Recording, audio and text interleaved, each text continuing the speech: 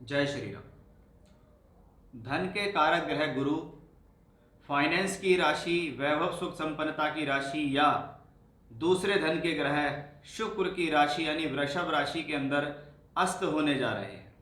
जैसा कि आप जानते हैं कि 1 मई 2024 को बृहस्पति का राशि परिवर्तन वृषभ राशि में हुआ और फिर वहां पर ये ग्रह 7 मई 2024 को अस्त होंगे और 6 जून 2024 तक अस्त रहेंगे।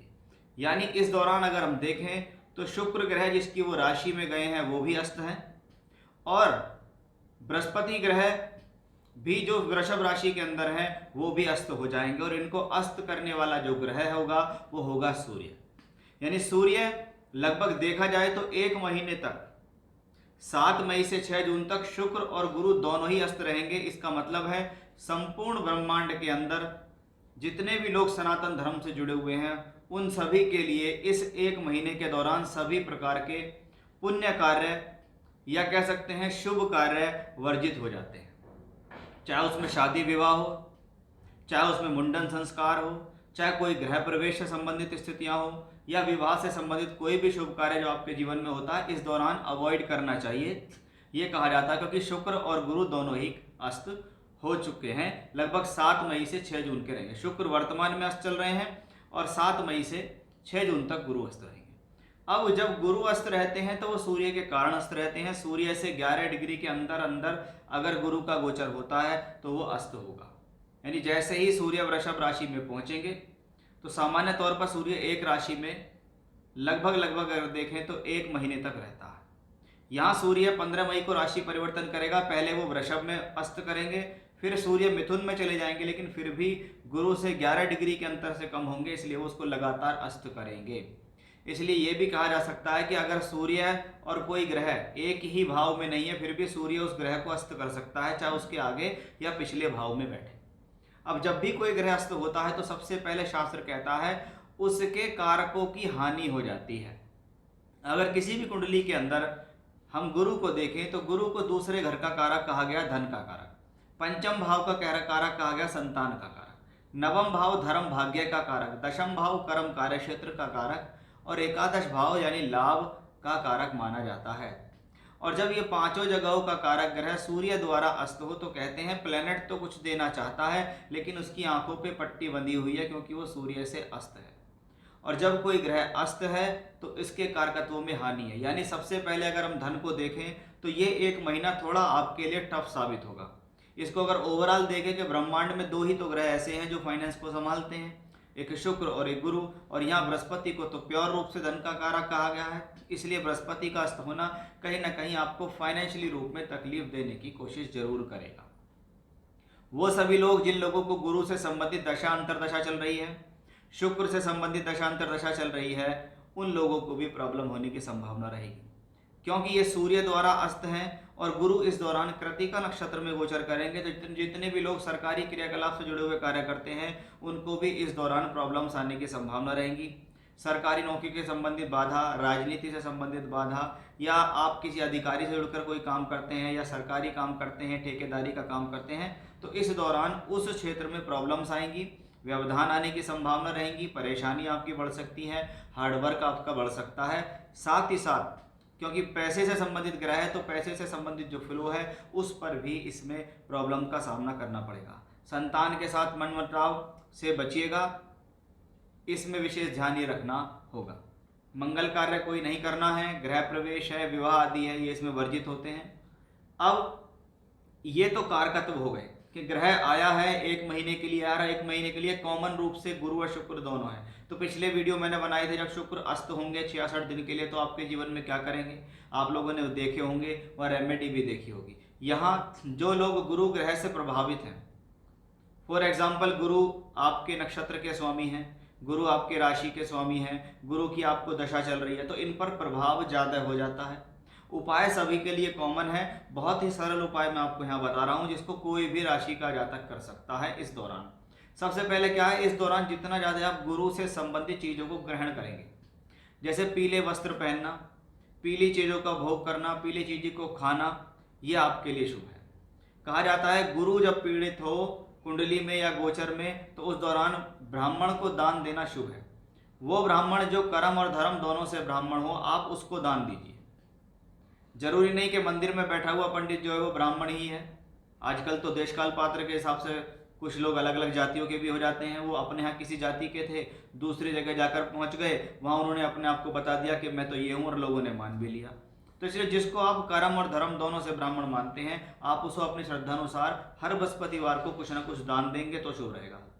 इस दौरान बृहस्पति के बीज मंत्र ओम ब्रह्म बृहस्पति नमः या ओम ग्राम ग्रीम ग्रौम सह गुरुवे नमः, इस मंत्र का भी जाप आप हल्दी की माला से करेंगे तो बहुत ही अच्छा है। अदरवाइज तुलसी की माला से करिएगा। रोजाना इसकी कम से कम 3-3 माला का जाप आपको करना ही होगा।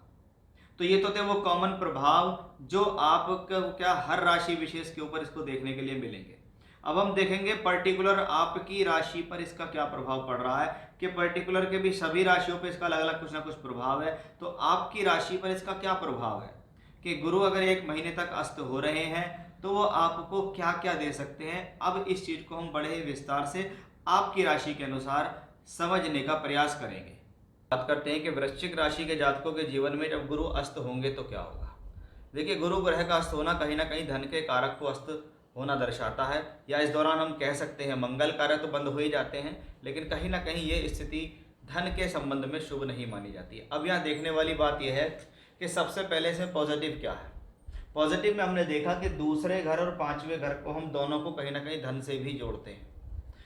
दशम भाव को हम कर्म कार्य क्षेत्र से जोड़ते हैं। तो अगर देखा जाए दशम, द्वितीय और पंचम के स्वामी केंद्र में बैठे हैं, तो पहली परिभाषा में आप इसको क्या कहोगे, ये तो राजयोग है कि सूर्य केंद्र का मालिक, दशम का मालिक, धन के स्वामी, पंचम के स्वामी के साथ मिलकर केंद्र में बैठ गया, तो ये धनयोग राजयोग है। और इसमें कोई डिनाइल नहीं है कि हाँ ये धनयोग राजयोग है, ये केंद्र में बनता है, ये धनयोग राजयोग है। इसका मतलब ये धनयोग राजयोग के फल अवश्य देगा, लेकिन उन फलों को प्राप्त करने के लिए आपको प्रॉब्लम्स होंगी।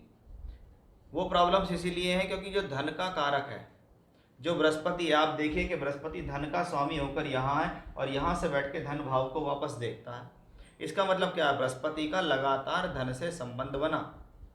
अब एक बृहस्पति जो धन देना चाहता है, उसका ट्रैक ठीक चल रहा है, वो आपको पैसा देना चाह रहा है, लेकिन उसकी आंखों पे पट्टी बंध गई, इसलिए उसको दिशा की ज़रूरत है।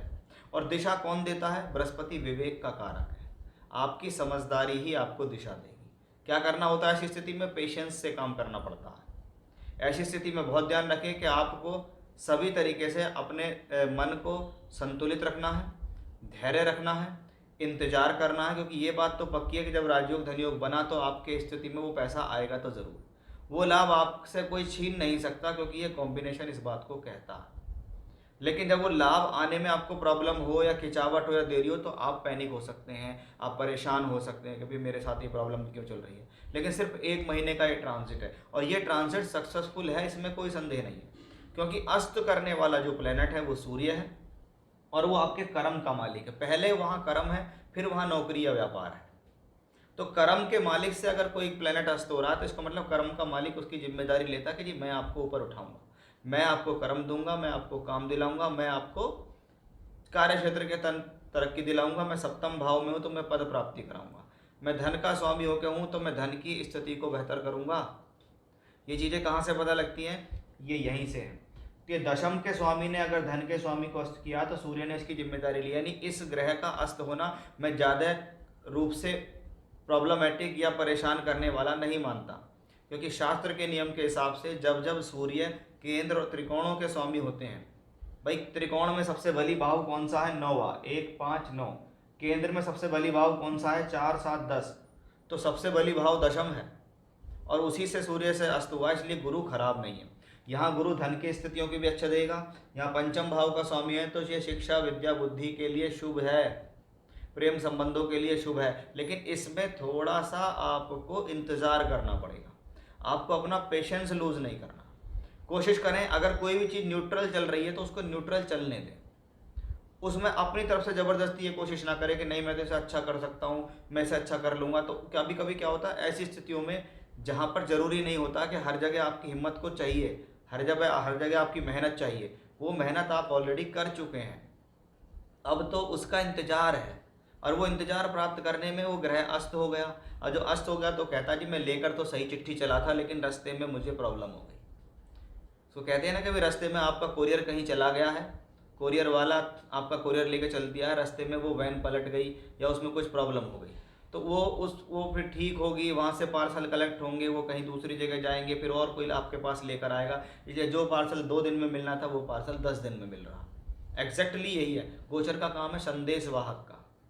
तो ये आपके पास उस चीज़ को लेकर आएगा, इसलिए कोई घबराने वाली बात नहीं है। बस जो चीज़ें मैंने इंट्रोडक्शन में बताई हैं उन चीज़ों का भी ध्यान रखें और यहाँ पे धैर्य से काम करें, सिर्फ अपने काम पे फोकस करें। उपाय भी बताएं, उनको कीजिए, आपको लाभ मिलेगा।